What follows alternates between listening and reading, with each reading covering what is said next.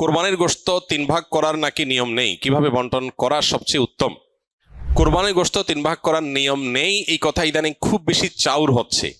কে বলেছে কোরবানির গোশত 3 ভাগ করার নিয়ম নেই? এখানে একটি ভুলকে সংশোধন করতে গিয়ে আরেকটা ভুল আমরা করে বসছি অনেকে। আর সেটি হলো, কোরবানির গোশত এ সম্পর্কে আল্লাহ রাব্বুল আলামিন কোরআনে হাকিমে বলেছেন, ফাকুলু মিনহা ওয়া আত'ইমু আল কানিআ ওয়াল মু'তাররা। কোরবানি গোশত নিজেরা খাবে এবং সেই সাথে নিজের আত্মীয় স্বজন, প্রতিবেশী, বন্ধু বান্ধব, আপনজন তাদেরকে খাওয়াবে। আরেক ভাগ গরিব দুঃখী অভাবী মানুষদেরকে দিবে, অর্থাৎ 3 ভাগে ভাগ করবে। এটা মুস্তাহাব, ভালো। যে জিনিসটা সব সময় সবচেয়ে কম দামে কেনাকাটা করতে ভিজিট করুন damgam.com। আমাদের সমাজের সংশোধনযোগ্য সেটা হলো, সমাজের ভাগ নামে কোনো পশু থেকে থোক গোশত তুলে রেখে 1/3 গোশত সরিয়ে রেখে মোড়ল মাতবররা তাদের মতো করে তারা বন্টন করেন। এটা একদিক থেকে তো ভালো দেখা যায় যে সামাজিকভাবে উদ্যোগ নিয়ে যদি বন্টন করা হয় সব গরিবরা সমান হারে পাবে, উপযুক্ত মানুষদের ঘরে ঘরে পৌঁছে যাবে, এটা ভালো। এটা আসলেই ভালো তখন যদি শরিকদের কারোর কোনো আপত্তি না থাকে। সবাই যদি বলে হ্যাঁ ঠিক আছে, এটা খুব সুন্দর পদ্ধতি, আমাদের সবার কোনো দায় দাবি নাই, সবার তরফ থেকে একটা গরুতে 7 ভাগে কোরবানি দেওয়া যায়, 7 ভাগ থেকে বা যে কয় ভাগে আছে সবার তরফ থেকে টোটাল গোশতের 3 ভাগের 1 ভাগ রেখে এলাকাতে দায়িত্বশীল যারা আছেন, মুরব্বী যারা আছেন, গণ্যমান্য যারা আছেন, তাদের অধীনে ওলামা একরাম, ইমাম সাহেবদের মাধ্যমে পুরো এলাকাতে গরিবদের মধ্যে বন্টন করো, আমাদের আপত্তি নেই। কারো যদি আপত্তি না থাকে কোনো অসুবিধা নেই, এটা ঠিক আছে। যেহেতু এই জাতীয় ক্ষেত্রে একজন মানুষ তার নিজস্ব কোনো আত্মীয় আছে, গরিব আছে দূরে, তাকে একটু বেশি করে দিবে বা তার মতো করে সে একটু বন্টন করবে, এই বিষয়গুলোর সুযোগ যেহেতু থাকে না ওই সমাজের ভাগ আলাদা করে তুলে ফেলার কারণে, এই বিষয়টা যদি কোনো শরিকদের কারোর আপত্তি থাকে তাহলে এটা উচিত না, তাহলে সেক্ষেত্রে তার হক নষ্ট হবে।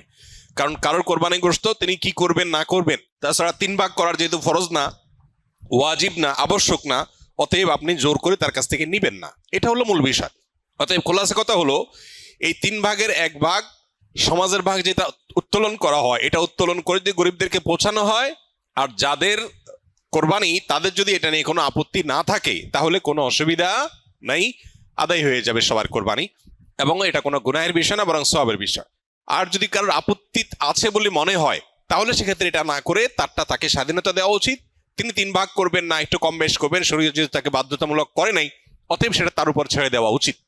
কিন্তু 3 ভাগ করে কিছুটা নিজে খাওয়া, কিছুটা আত্মীয় স্বজন, কিছুটা গরিব দুঃখীকে দেওয়া, এটা মুস্তাহাব, এটা ভালো, এটা করা উচিত।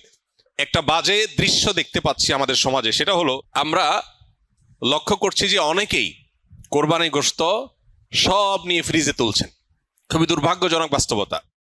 যেখানে গরিব দুঃখীর হক আছে, তাদেরকে দেয়া দরকার, তাদের জন্য 1 ভাগ রাখার নির্দেশনা শরীয়তে আছে, সম্ভব হলে আরো বেশি রাখা উচিত, সেটা না করে বেশিরভাগ মানুষজন আজকাল সব ফ্রিজে ভরে রাখে, নামকা অস্তে সামান্য কিছু গরিব দুঃখীকে দিয়ে আর বাকিটা স্তূপ দিয়ে রাখে সারা বছরের গোশত সংগ্রহ রাখার প্রয়োজনে। তো এটা কোরবানির তাৎপর্যকে নষ্ট করে। যে লোক আল্লাহকে সন্তুষ্ট করবার জন্য কোরবানি করেছে, সওয়াবের উদ্দেশ্যে কোরবানি করেছে, এটা তার কাজ হতে পারে না। অতএব 3 ভাগের 1 ভাগ করে গরিব দুঃখীকে গোশত দেওয়ার ব্যাপারটিতে আমাদের আরো বেশি আন্তরিক হওয়া উচিত। সম্ভব হলে বেশিরভাগ গরিব দুঃখীকে দিয়ে সামান্য একটু নিজে রাখলে আরো ভালো, যদি মনে হয় গরিব দুঃখী অভাবী মানুষের সংখ্যা বেশি হয়।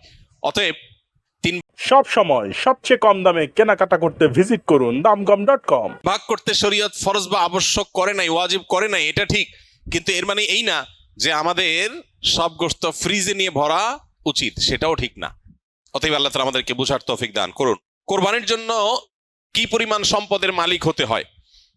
কোরবানির ঈদের দিনগুলোতে, ঈদের দিন এবং তার পরে যে আরো 2 দিন 3 দিন কোরবানি করা যায় সর্বসাকুল্যে, এই দিনগুলোতে যার কাছে 52.5 তোলা রূপা কিংবা 52.5 তোলা রূপার বাজার মূল্য পরিমাণ টাকা অথবা এই জাতীয় সম্পদ থাকে যেটা যাকাতের সম্পদ হিসাবে কাউন্ট হতে পারে, এরকম সম্পদের মালিক যদি কেউ থাকে ঈদের দিনে, তাহলে সেক্ষেত্রে তার উপরে কোরবানি ফুকায়ে হানাফের মতে ওয়াজিব, অন্য অনেক উলামাদের মতে সুন্নাহ।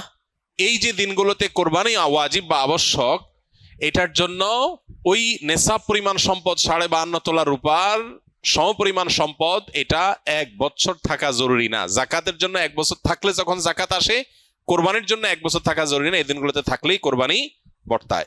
আমরা বিভিন্ন কবিরাজের কাছে তাবিজ কবজ নিয়ে থাকি, এগুলো ব্যবহার করা কি জায়েজ ইসলামের শরীয়তের দৃষ্টিকোণ থেকে জানাবেন প্লিজ। প্রথম কথা হলো যে নবী করিম সাল্লাল্লাহু আলাইহি সাল্লামের এক্ষেত্রে চিকিৎসার পদ্ধতি ছিল হলো ঝাড়ফুঁক, তিনি ঝাড়ফুঁক দিতেন। অতএব ঝাড়ফুঁক দেওয়ার এই আমলটা আমাদের করা দরকার এবং এই অভ্যাসটা বাড়ানো দরকার। সাহাবীদের মধ্যে কেউ কেউ সূরা ফাতিহা লিখে ঝুলিয়ে রেখেছেন, এটি সাব্যস্ত হয়। এই জন্য অনেক উলামা ইকরাম বলেন শেফার নিয়তে বিশেষ করে বাচ্চারা যারা পড়তে পারে না এদেরকে যদি কোরআনের কোনো আয়াত হাদিসে বর্ণিত কোনো দোয়া লিখে ঝুলিয়ে দেওয়া হয় সেটা জায়েজ আছে। বাকি হাদিসে যে মান আল্লাকা তামিমাতান ফাকাদ আশরাকা রয়েছে, যে ব্যক্তি তামিমা ঝুলালো, মাদুলি ঝুলালো, সে শিরক করলো।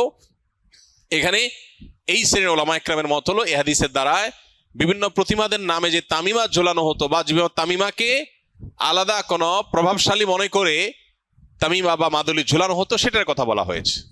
যদি কেউ কোরআনে কারীমের আয়াত পড়ে ঝাড়ফুঁক দেয় সেটা হবে সরাসরি সুন্নাহ। নবী করিম সাল্লাল্লাহু আলাইহি সাল্লাম কখনো তাবিজ দেন নাই, ব্যবহারও করেন নাই, দিতে বলেনও নাই। তবে তিনি যেটা করেছেন সেটা হলো কি, পানি বা তেল বা শরীরে বিভিন্ন বস্তুতে দোয়া পড়ে, দুরূদ পড়ে, কালাম পড়ে আল্লাহর ফু দিয়েছেন, এটাকে ঝাড়ফুঁক বলা হয়। এটা হলো সুন্নাহ। আর বাকি কোরআনে কারীমের আয়াত এবং কোরআন হাদিস বর্ণিত দোয়া দিয়ে যদি শুধুমাত্র তাবিজ ঝুলানো হয়, যারা পড়তে পারে না, অসুবিধা হয়, তাহলে সেক্ষেত্রে এটাকে ওলামা ইকরাম জায়েজ বলেছেন। অনেক ওলামা ইকরাম জেনারেলি সব ধরনের তামিমাকেই নাজায়েজ বা নিষেধ বলেন। তবে নিরাপদ হলো সুন্নাতে থাকা, অর্থাৎ ঝাড়ফুঁকের মধ্যেই থাকা। বাকি তাবিজ কবজে আজকাল দেখা যায় বিভিন্ন নাম্বার লেখা, নাম লেখা, শয়তান টয়তান ইত্যাদি লেখা, এগুলো নাজায়েজের ব্যাপারে কারোর কোনো দ্বিমত বা ভিন্নমত থাকার কোনো কারণ নাই। অনেকে অনেক বিভিন্ন রকমের ওই যে কাঠের গুড়ি, চামড়া ইত্যাদি কেটে ঝুলায় রাখে, এটা লাগালে উপকৃত হবে এরকম একটা বিশ্বাস থাকে। এটা বৈজ্ঞানিকভাবে বা অভিজ্ঞতা দ্বারাও প্রমাণিত না, আবার কোরআন হাদিসের আলোকেও প্রমাণিত না। বিধায় এই বিষয়গুলো সন্দেহাতীতভাবে কুসংস্কার। আবু বকর সিদ্দিক লিখেছেন ইউটিউব, মেটা ও সোশ্যাল মিডিয়া থেকে বিজ্ঞাপনের মাধ্যমে টাকা ইনকাম করা কি হালাল হবে? এ বিষয়ে আমরা বহুবার উত্তর দিয়েছি। যারা এখানে প্রশ্ন করেন স্কিলের ভাইরা বিশেষ করে মেহরবানি করে আগে দেখবেন এ বিষয়ে আগে কোনো উত্তর আছে কিনা, থাকলে সেটা দেখে নেবেন, অযথা এখানে সেটাকে যেন রিপিট করা না লাগে।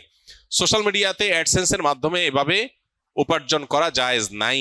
বিশেষ করে আপনারা অনেকেই কন্টেন্ট ক্রিয়েশন কোর্সে আছেন, যারা হয়তো ভবিষ্যতে উপার্জনের একটা পথ হিসাবে এদিকে যেতে পারেন, এটাকে কোনো ওলামা ইকরামই জায়েজ বলেন না। বিকজ প্রথমত আপনার চ্যানেলে বা পেজে আপনি যখন মনিটাইজেশন করবেন, তখন যে অ্যাডগুলো আসবে এগুলো আপনার সবগুলো আপনার নিয়ন্ত্রণে না। কিছু ক্যাটাগরি আপনি ফিক্স করতে পারবেন, বাকি সবগুলো আপনার নিয়ন্ত্রণে না।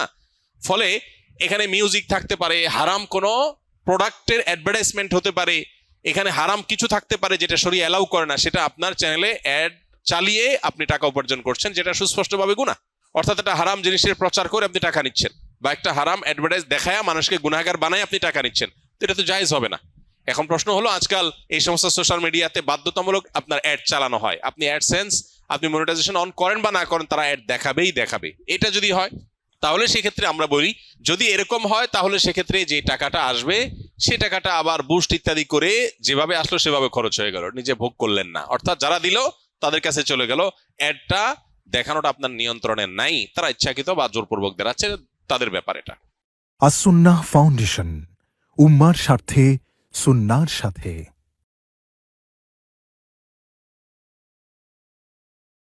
সব সময় সবচেয়ে কম দামে কেনাকাটা করতে ভিজিট করুন damgam.com।